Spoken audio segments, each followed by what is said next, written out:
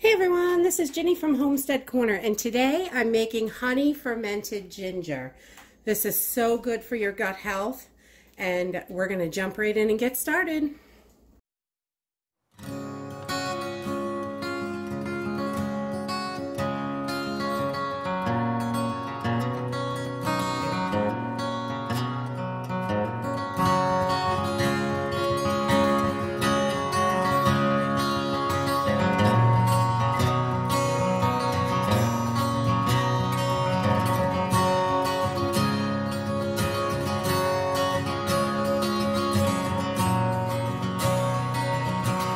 Okay, for this honey fermented ginger, it doesn't take any time at all. It has to sit for 2 weeks, or a couple of months is better, but you got to work on it a little bit for 2 weeks, a couple seconds a day.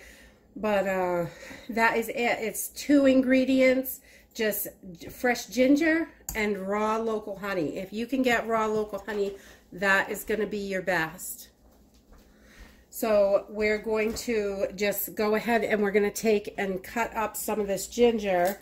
Just take a few nubs off it here, like that. That might be enough. We're going to fill this up about halfway with ginger. This is an 8-ounce jar, and just any jar will work. You have to open it, so a 1-piece lid is great. If the 2-piece lids will work, but you have to fumble with them when you open it to burp it every day. Make sure it gets burped out. So to peel ginger is really, really simple. You can just take your knife and kind of drag it backwards and it will peel it. You can use a spoon. You can use anything, really. This is so simple to do. And you just want to peel all that skin off, and you only need that outside thin skin taken off. So we're just going to peel up our ginger and start cutting it. Okay, so we're just slicing this up really thin in like 1/8-inch slices. I like to get it pretty thin here. And it doesn't have to be perfect, but that little chunk is okay.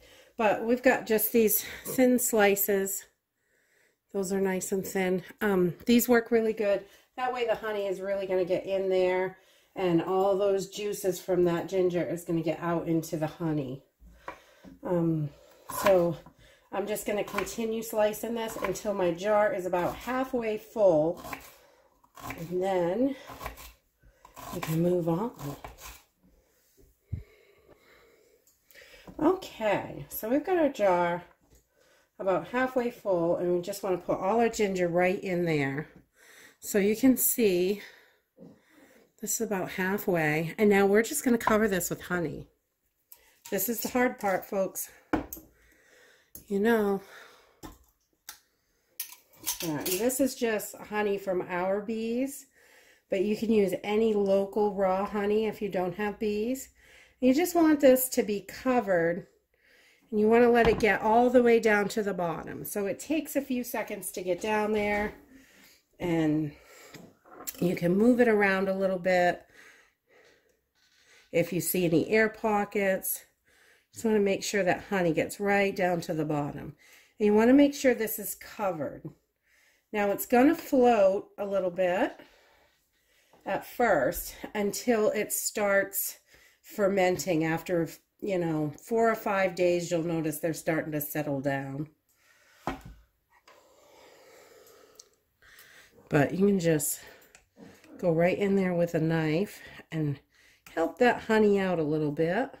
Move things around just to make sure.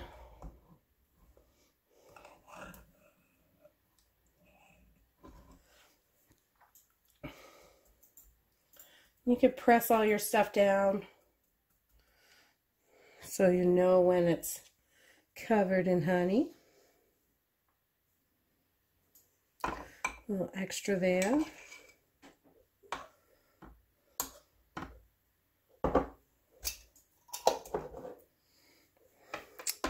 And there you have it. We are going to clean up the jar a little bit. All right. I'm just going to wipe the outside of this jar down. We got a little messy here because I'm a messy girl. But you just want to make sure there's nothing sticking up in the top and everything is covered.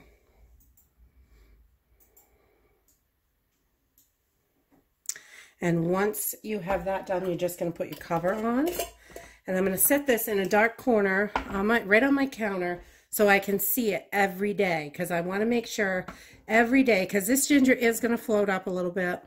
And you want to make sure if anything is sticking out, you want to take this and just turn it over so everything gets coated every single day. And I usually burp it first, and then I turn it over and just let it sit for a couple minutes, and then flip it back and put it back where I keep it. So once everything is coated, then I'll just take this and I'll put it off in the corner where it's dark. And to burp it is really easy. You're just gonna open this a hair, let any gases out, and close it back up. You can use one of the silicone or any of the fermenting lids, but you just want to make sure, like the silicone ones are the ones that I have, and if you tip it upside down a little bit, it might seep out that little hole where it can breathe through. So I don't use them for this. I like to use the caps because the honey is so sticky and messy that the caps work really well. And that's it. This is so good for your gut health. Ginger is just so good for your gut. And when it's fermented, it just adds all that extra nutrients and everything from the fermentation and all the good nutrients from the raw honey. This is just so good for you. And you can use this. This is going to thin out, so it's kind of watery. After it starts fermenting, it'll thin right down. So, but you can take a teaspoon of this and use it in your teas. Which it's really good like that. It adds quite a bit of spice to it because it's got the ginger in there. But if you like ginger and honey in your tea, you will love this. And you can just take a couple pieces of the ginger and eat them whole every day. You could cook with them. You can do so much stuff with this. If you're just looking to add to your, help improve your gut health, then eat a couple little pieces of that ginger each day. After 2 weeks, it's ready. You can eat it, but the longer it sits, the better. So if you can let this sit for 2, 3, 4 months, it is just going to get better and better as time goes on. And I store this right in the cabinet. I don't put it in the refrigerator so it can keep fermenting. But you don't have to keep burping it after the 2 weeks. It seems to be fine.